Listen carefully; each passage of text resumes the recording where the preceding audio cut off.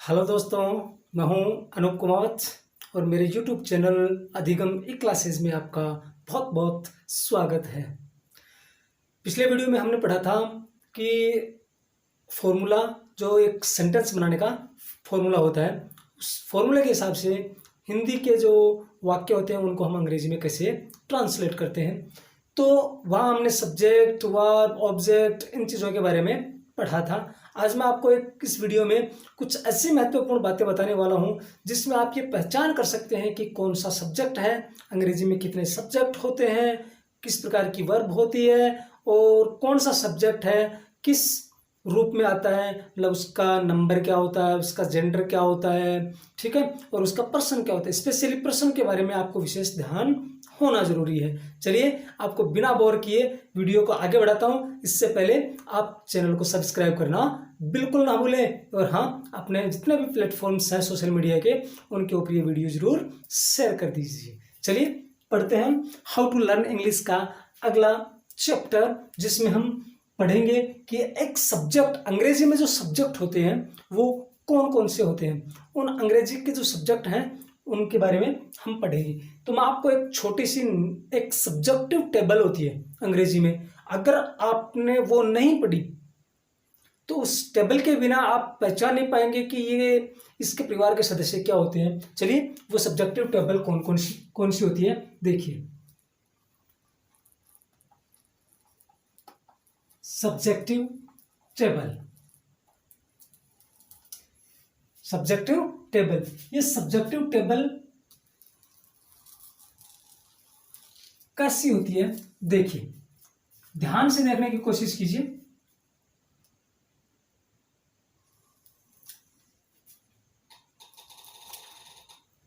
देखिए ये आपके लिए बहुत इंपॉर्टेंट है क्योंकि मैं एक क्लासरूम के हिसाब से और जो यूट्यूब पे चैनल है उसके आधार के ऊपर मैं ये नहीं बता रहा हूं, जबकि एक्चुअल में जो क्लास में पढ़ाता हूं वो ये चीज़ मैं यहाँ क्लियर कर रहा हूँ। एक एक कॉन्सेप्ट जो है उसके बारे में आपको अच्छी तरीके से वाकिफ कराऊंगा। चलिए सब्जेक्टिव टेबल में तीन चीज़ें जो आपके मोस्ट इंपोर्टेंट हैं वो कौन कौन सी हैं। सबसे पहले हम बात करेंगे सब्जेक्ट की, जिसके बारे में आप जानते हैं, जिसका मतलब क्या होता है, कर्ता, ठीक है। उसके बारे में बात करेंगे उस सब्जेक्ट का ऑब्जेक्ट क्या होता है, जिसका मतलब होता है कर, ठीक है। बात करते हैं उसके बाद में पॉजेसिव, ठीक है। अब इन तीनों चीजों के बारे में देखिए।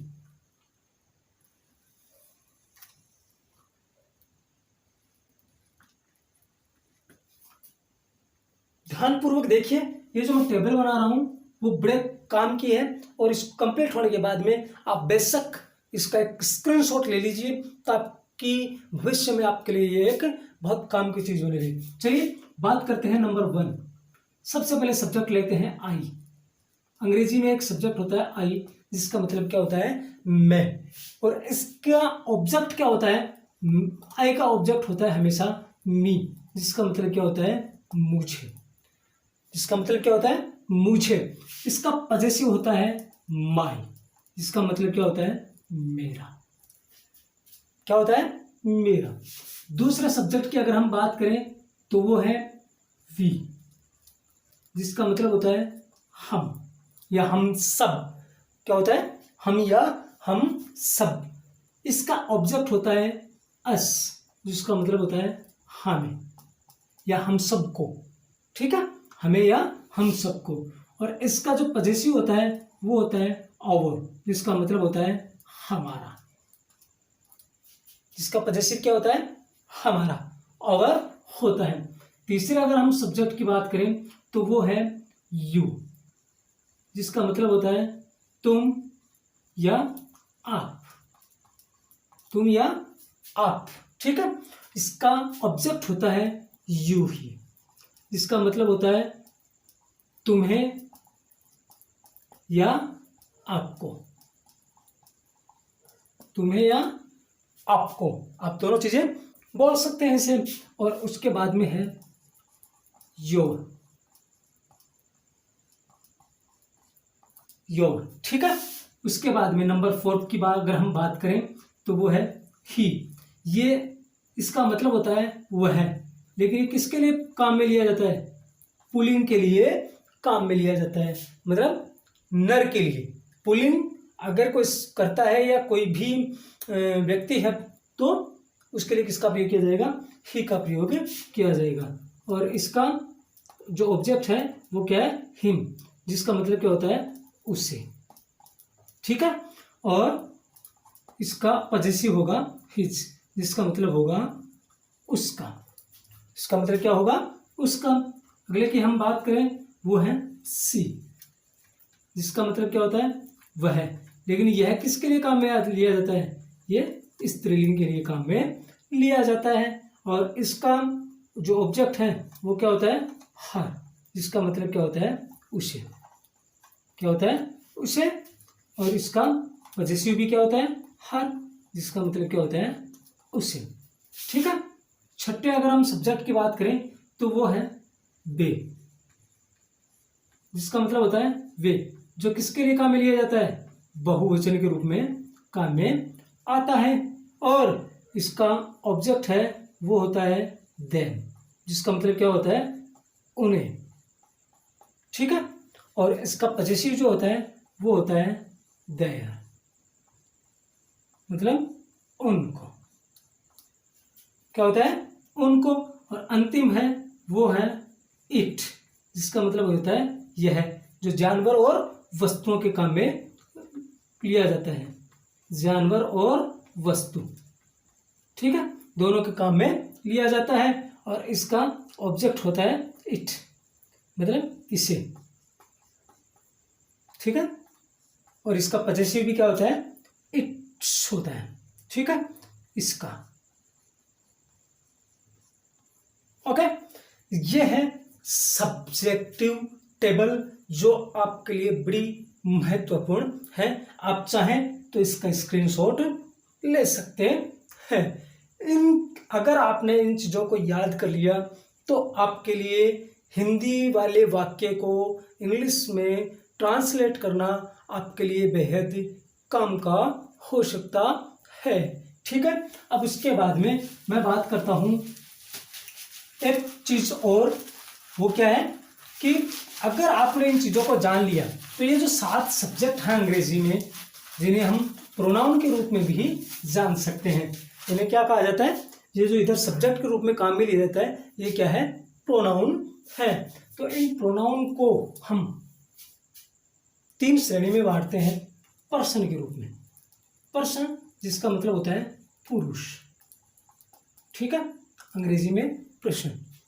देखिए 3 प्रकार के प्रश्न होते हैं अंग्रेजी में। एक फर्स्ट पर्सन, ठीक है, फर्स्ट पर्सन। दूसरा है सेकंड पर्सन और तीसरा है थर्ड पर्सन। ये 3 प्रकार के प्रश्न होते हैं अंग्रेजी में, जिसे हम प्रथम पुरुष, द्वितीय पुरुष और तृतीय पुरुष, ठीक है, इन तीनों को काम में लेते हैं। अब मैं आपको बेसिक शॉर्ट तरीके में बता दूं, ज़्यादा ये लंबा चौड़ा नहीं, लेकिन आपको ध्यान रखने की जरूरत है। फर्स्ट पर्सन कौन सा सब्जेक्ट होता है? फर्स्ट पर्सन में हमेशा आई और वी आते हैं। 7 सब्जेक्ट जो मैंने अभी लिखाया है आपको, उनमें से आई और जो वी हैं वो हमेशा कौन से पर्सन होते हैं? फर्स्ट पर्सन होते हैं। इनकी पहचान क्या होती है? इनकी पहचान ये होती है कि ये सिर्फ बात करना जानते हैं। बात करने के लिए मतलब ये सिर्फ बात करते हैं, मुंह से बोलने का काम करते हैं, इनका काम ये होता है। दूसरा है सेकंड पर्सन, इसमें सिर्फ एक ही सब्जेक्ट आता है, जो क्या होता है? यू होता है। और इसका काम क्या होता है? सुनने का काम होता है, ठीक है, इसका काम क्या होता है? सुनने का। अब चाहे वो एक वचन के लिए हो, चाहे वो बहुवचन के लिए हो, मतलब एक व्यक्ति सुन रहा है तो भी यू का प्रयोग होगा, और बहुत सारे सुन रहे हैं तो भी यू का प्रयोग होगा। और तीसरा है थर्ड पर्सन। तीसरा क्या है? Third person. और इस थर्ड पर्सन में कौन कौन से आते हैं? ही, सी, दे, इट और नाउन।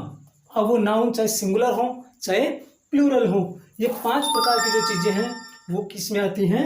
थर्ड पर्सन में आती हैं। और इनका काम क्या? इनका काम दो, पहली शर्त क्या होती है इनकी, तो ये फर्स्ट पर्सन और सेकंड पर्सन, ठीक है, सेकंड पर्सन दोनों के ही बीच में मौजूद नहीं होते।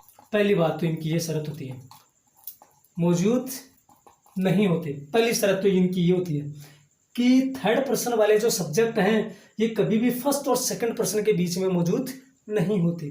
दूसरी शर्त, इनके बारे में सिर्फ बात की जाती है। इनके बारे में क्या की जाती है, सिर्फ बात की जाती है।